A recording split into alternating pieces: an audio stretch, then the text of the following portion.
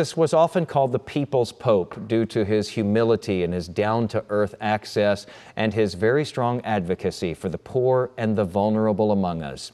ABC's Melissa Adon today takes a look at his lasting legacy and its impact on the Catholic Church.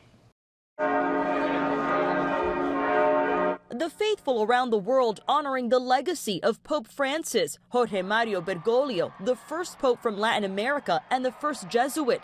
During his 12 years as pontiff, Francis was regarded as the Pope of the poor, the marginalized, and underprivileged. Instead of washing the feet of fellow priests on Holy Thursday, he chose prisoners, refugees, and the homeless.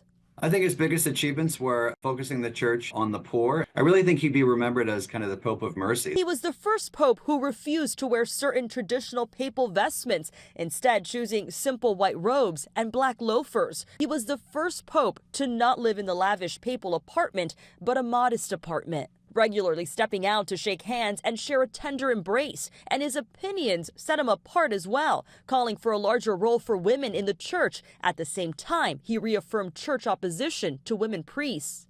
Sono scomunicati.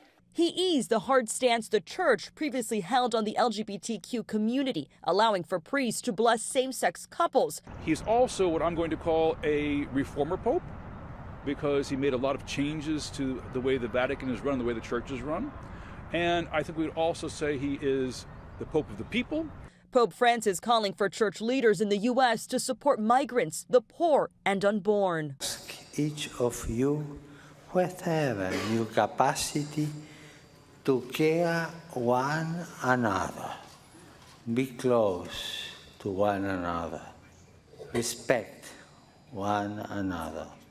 I bless each one of you from my heart.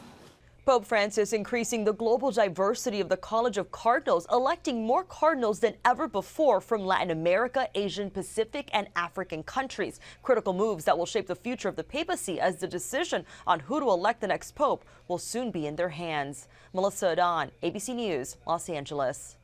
And we will be watching that process playing out for the next several weeks. We're still awaiting the plans for the Pope's memorial services. Then the cardinals from around the world are going to be gathering for the papal conclave to elect that new pope. That usually starts 2 to 3 weeks after the pope's death.